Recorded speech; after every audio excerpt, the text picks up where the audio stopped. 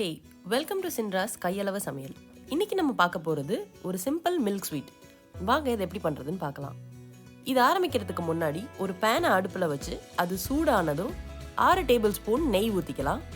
நெய் கொஞ்சமாக மெல்ட் ஆக ஆரம்பித்ததுக்கப்புறம் அதில் 1 கப் பால் சேர்த்துடலாம். இதை நல்லா ஒரு வாட்டி கலக்கி விட்டுட்டு நல்லா 1 கப்பு போல் சர்க்கரையும் சேர்த்து அந்த சர்க்கரை நல்லா உருகிற வரைக்கும் இதை மிக்ஸ் பண்ணிக்கலாம்.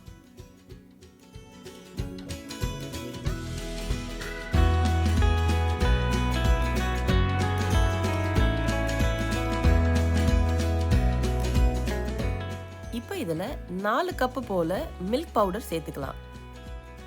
இதை ஒரே வாட்டியில் சேர்க்காம கொஞ்சம் கொஞ்சமாக சேர்த்து அது நல்லா கட்டிப்படாமல் கலந்து விட்டுக்கலாம்.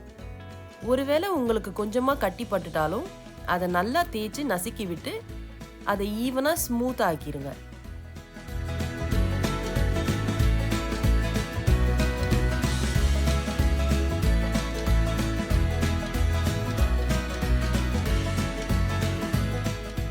இதை ஒரு லோ ஃப்ளேம்லேயே வச்சு நல்லா அது வேகிற வரைக்கும் கிண்டி விட்டுட்டே இருங்க.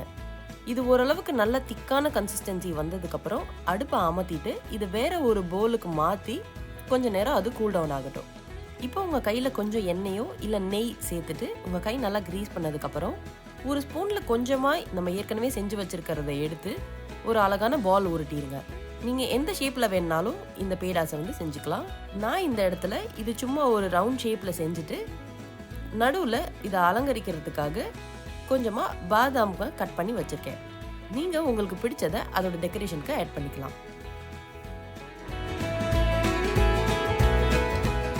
அவ்வளோதாங்க, குவிக்கான மில்க் ஸ்வீட் ரெடி. இந்த ரெசிபியை நீங்களும் ட்ரை பண்ணி பார்த்துட்டு எப்படி இருந்துச்சுன்னு கமெண்ட் செக்ஷனில் சொல்லுங்கள். தேங்க்ஸ் ஃபார் வாட்சிங் the video. Please like, share and subscribe. Bye.